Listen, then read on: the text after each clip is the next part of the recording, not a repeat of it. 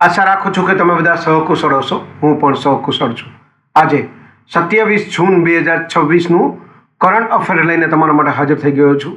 તો ચાલો મોડું ન કરતા આજનો વિડીયો શરૂ કરીએ છીએ. એની પહેલાં કહેવા માંગીશ કે ચેનલ પર નવા છો તો સબસ્ક્રાઈબ કરીને રાખજો. વિડીયો ગમે તો એક લાઇક કરી દેજો. ભાઈબંધ દોસ્તાર ફેમિલી મેમ્બર સાથે વિડીયો શેર જરૂર કરજો, જે પણ લોકો ગવર્મેન્ટ એક્ઝામની તૈયારી કરતા હોય.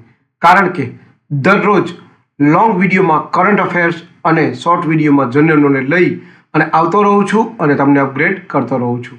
તો ચાલો મોડું ન કરતા આજનો વિડીયો શરૂ કરીએ છીએ. 27 જૂન 2026 કરંટ અફેરનો પહેલો પ્રશ્ન છે,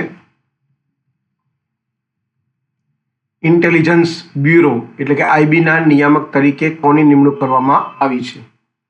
સાચો જવાબ છે મહેશ દીક્ષિત. બીજો પ્રશ્ન છે, ઉરુગ્વેમાં ભારતના રાજદૂત તરીકે કોની નિમણૂક કરવામાં આવી છે? સાચો જવાબ છે ડોક્ટર વિનય જ્યોર્જ. ત્રીજો પ્રશ્ન છે, 12મી ભારત EU માનવ અધિકાર બેઠક ક્યાં યોજાઈ? સાચો જવાબ છે નવી દિલ્હી. ચોથો પ્રશ્ન છે, ધ સેકન્ડ ઓર્બિટ આત્મકથા કોની લોન્ચ કરવામાં આવી? સાચો જવાબ છે શુભાંશુ શુક્લા. પાંચમો પ્રશ્ન છે, અબીય અહમદને કયા દેશના પ્રધાનમંત્રી તરીકે નિયુક્ત કરવામાં આવશે? સાચો જવાબ છે ઇથોપિયા.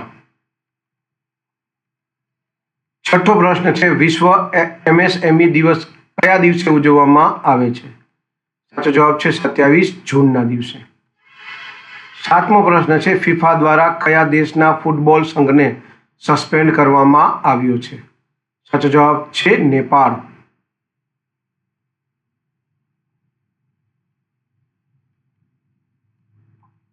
આઠમો પ્રશ્ન છે, ચર્ચામાં રહેલી મુખ્યમંત્રી કન્યા સુમંગલા યોજના 2026 કયા રાજ્ય સાથે સંબંધિત છે? સાચો જવાબ છે ઉત્તર પ્રદેશ સાથે.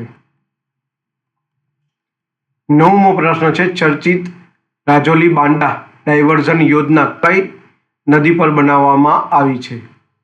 સાચો જવાબ છે તુંગભદ્રા નદી. 10મો અને છેલ્લો પ્રશ્ન છે, સંસ્કૃતિ રત્ન ભંડાર ભાવ્યામી ઇતિવૃત્તમ નામનું પુસ્તક ડોક્ટર જયંત કુમાર રાયે કોની સાથે મળીને લખ્યું છે? સાચો જવાબ છે સંગીતા રાય સાથે.